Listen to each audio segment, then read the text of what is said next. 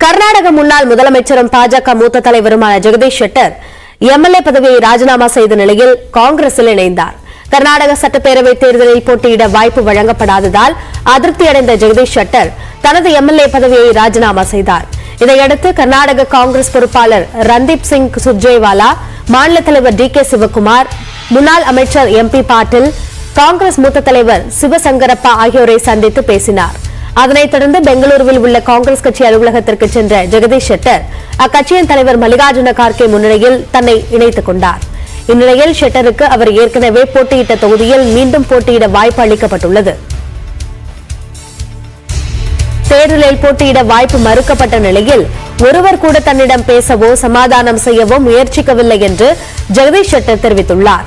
காங்கிரஸ் கட்சியில் இணைந்த பிறகு செய்தியாளர்களை சந்தித்த அவர், முன்னாள் முதலமைச்சர், எதிர்க்கட்சித் தலைவர் ஒருவர் காங்கிரஸ் கட்சியில் இணைந்ததை பலரும் வியப்புடன் பார்ப்பதாக கூறினார். தன்னுடைய ஒவ்வொரு நிலையிலும் பாஜகவின் வளர்ச்சிக்காக பாடுபட்டதாகவும் ஜெகதீஷ் ஷெட்டர் தெரிவித்தார்.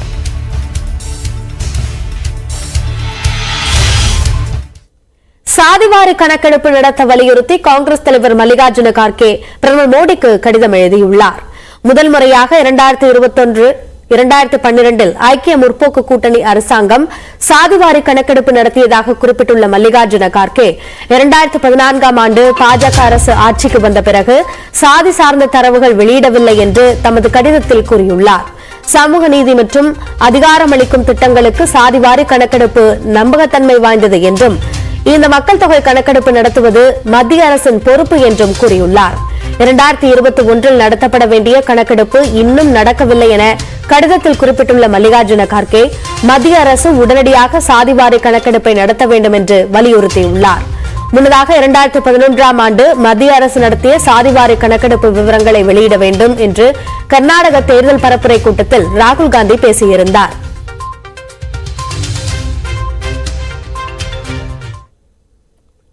பதின்டார் ராணுவ முகாமில் நடைபெற்ற துப்பாக்கிச்சூடு சம்பவம் தொடர்பாக ராணுவ வீரர் ஒருவரை பஞ்சாப் காவல்துறையினர் கைது செய்துள்ளனர். கடந்த 12ஆம் தேதி பஞ்சாபில் உள்ள பதின்டார் ராணுவ முகாமில் அதிகாலை நேரத்தில் துப்பாக்கிச்சூடு நடைபெற்றது. இதில் தமிழ்நாட்டைச் சேர்ந்த 2 பேர் உட்பட பீரங்கி படையைச் சேர்ந்த 4 ராணுவ வீரர்கள் கொல்லப்பட்டனர். இது பயங்கரவாத தாக்குதல் கிடையாது என்றும் ராணுவ வீரர் ஒருவருக்கு இந்த தாக்குதலில் தொடர்பு இருப்பதாகவும் ராணுவம் தரப்பில் தெரிவிக்கப்பட்டது. இந்த சம்பவம் நாடு முழுவதும் பெரும் அதிர்வலைகளை ஏற்படுத்திய நிலையில் துப்பாக்கிச்சூடு தொடர்பாக அடையாளம் தெரியாத 2 மீது பஞ்சாப் காவல்துறையினர் வழக்கு பதிவு செய்தனர்.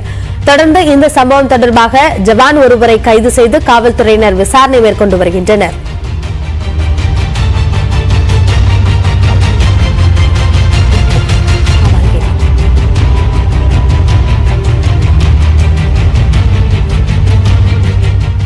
தஞ்சாவூர் பெரிய கோயிலில் சித்திரை திருவிழா கொடியேற்றத்துடன் தொடங்கியது. 18 நாட்கள் நடைபெறும் விழாவின் முக்கிய நிகழ்வான தேரோட்டம் மே 1ஆம் தேதி நடைபெறுகிறது. உலக புகழ்பெற்ற தஞ்சை பெரிய கோயில் ஆண்டுதோறும் சித்திரை திருவிழா வெகு விமர்சையாக நடைபெறுவது வழக்கம். அதன்படி இந்த ஆண்டு சித்திரை திருவிழா கொடியேற்றத்துடன் தொடங்கியது. முன்னதாக பெரிய கோயில் வளாகத்தில் உள்ள பிரம்மாண்ட கொடிமரத்திற்கு மஞ்சள், பால், சந்தனம், தயிர் உள்ளிட்ட திரவியங்களால் அபிஷேகம் செய்யப்பட்டது. பின்னர் நந்தி மண்டபத்திற்கு முன்பு உள்ள கொடிமரத்தில் நந்தி உருவம் பொறித்த கொடி ஏற்றப்பட்டு மகா தீபாராதனை காட்டப்பட்டது.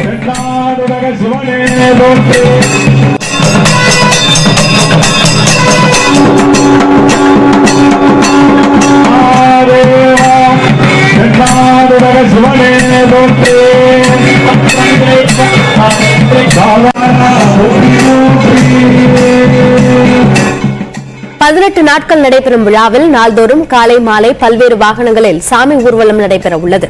விழாவின் முக்கிய நிகழ்ச்சியான தேரோட்டம் மே 1ஆம் தேதி நடைபெற உள்ளது. சித்திரை திருவிழா கொடியேற்ற நிகழ்ச்சியில் திரளான பக்தர்கள் கலந்து கொண்டு வழிபாடு செய்தனர்.